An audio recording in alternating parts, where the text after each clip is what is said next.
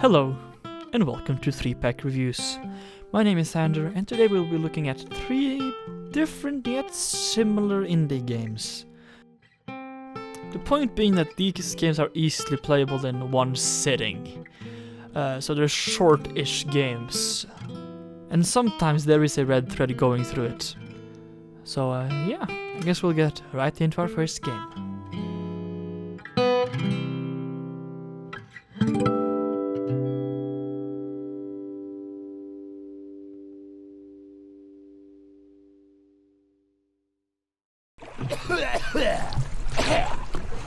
Company man woke me up. Said you'd need ferry to the Obra Dinn. Not many eager for that job. Seems a bit late if you ask. I didn't.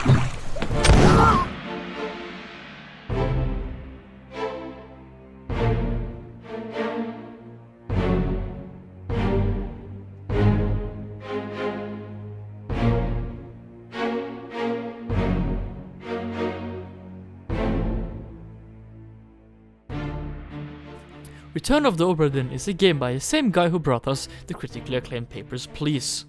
I've not yet played the entirety of Papers, Please, but from what little I have played, this shares some ideas about how to solve puzzles. Yes, Return of the Obra Dinn is a first-person investigative puzzler. Your job is to find out what happened to everyone who was on the Obra Dinn, which is a ship, uncover its mysteries.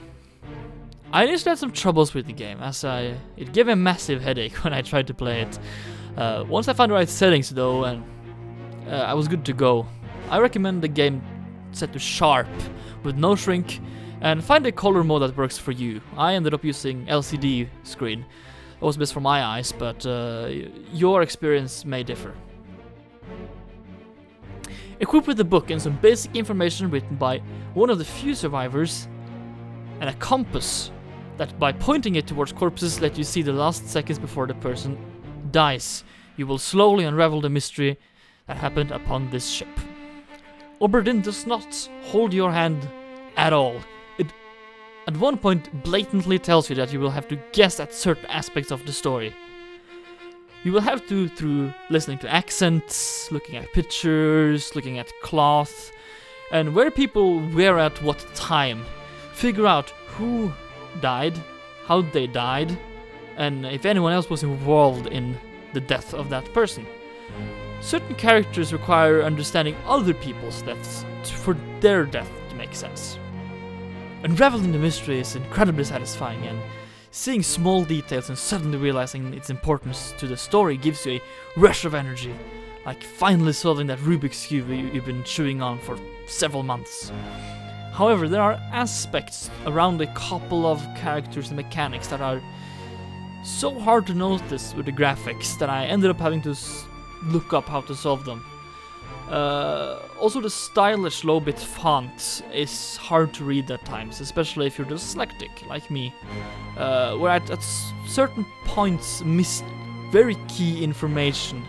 That would have led me to identify a character, which would kind of like opened up more of the story to me, and I completely missed it because of the font. But in the end, I did really enjoy Return of the Obra Dinn. It took me about 7 hours to 100%, and if you're into investigative puzzlers, you will love Return of the Obra Dinn. I give it a solid 8 out of 10.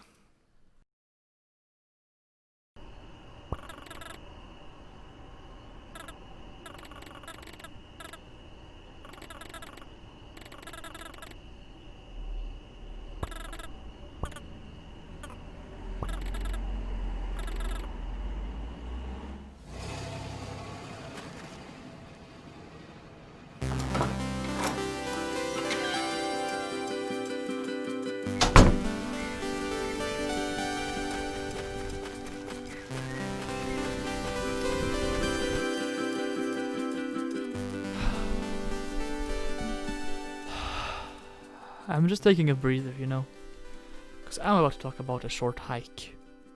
And a short hike is probably one of the most relaxing games I've ever played. With a stylish 3D DS look, not 3DS, but a 3D game on the DS kind of style. A short hike takes design cues from Zelda Breath of the Wild and Animal Crossing and puts it into a 3D platform setting. It creates a wonderful little mini open world, filled to the brim with stuff to see, people to meet, and things to find. The main objective is simple. Claire, our main character, must get to the top of the island to get reception for a phone call she's been waiting for. If you do this, and only this, it will surely be a short hike. But the genius lies within everything else. There are things to do all around you, and it truly feels like being a kid going on a vacation, walking around discovering interesting places. There are parkour races, fishing, shells to collect, sweatbands to find, small mini islands to discover. The destination is not the goal, but the journey. And the more you find, the easier it will be to traverse this wonderful island. And the best feeling is to walk in a direction expecting to find nothing, like for example the end of the map, but instead discover a small challenge that gives you a really nice reward. I started playing the game, and when I went to check the clock I thought probably like an hour would have gone by, but I've been playing for about 3 hours. And the game is made in such a way that you can walk to the top whenever you feel like it. There's no bonuses or anything to the game. You can just stop playing when you feel like it. And that's how it's supposed to be. You're supposed to be able to just play the game until you're like, yeah, I feel finished now, you know? So I'm gonna stop rambling about the short hike very soon. But before we move on to the next game, I want to quickly mention that the dialogue is very well written. And there's a bunch of tiny, funny moments. But it's not just that, because the phone call that you make at the end is very touching and semi-heartbreaking. So the dialogue is both funny and touching. I absolutely love a short hike, and I would recommend it to everyone who's looking for an escape from reality for a bit, or if you just love exploration games. A short hike took me a bit over 4 hours to complete, and I give a short hike a very solid 10 out of 10. It's exactly what kind of game I want.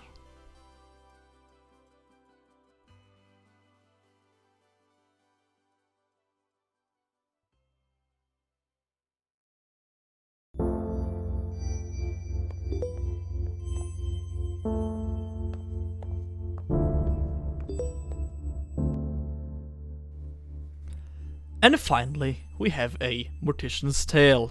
A Mortician's Tale is a game about, well, a mortician. It basically takes you through what I'm guessing is a simplified version of how a real mortician works. The main part that hit me the most was the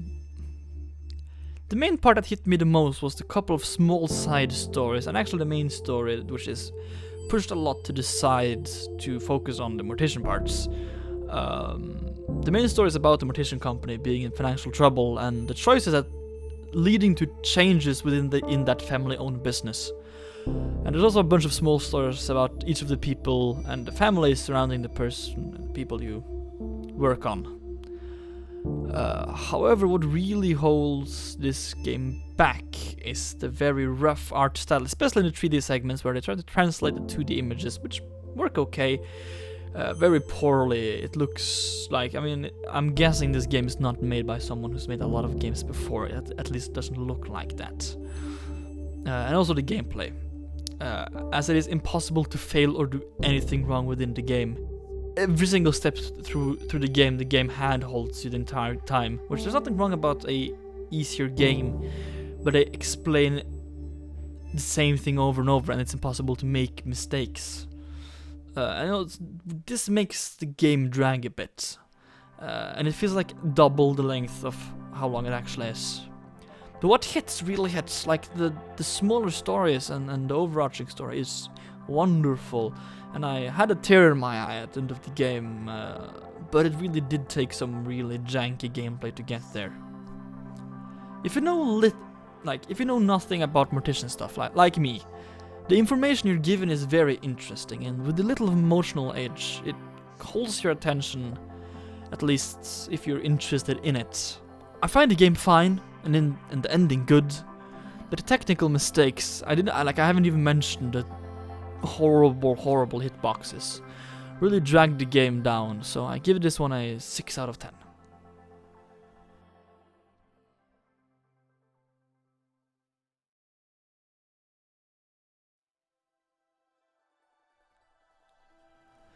was a strange feeling I got after finishing A Mortician's Tale. All of these games, even though they're very different, they have some similarities. None of them have like normal death or fail scenarios, like a Super Mario platformer or a shooter. Yet all of them, in some sense, tackle death. Even a short hike. I won't spoil how, but it is there. I did not intend to do that when playing these games. I played all these games over about a weekend. And I don't know, but that coincidence led me to make this video.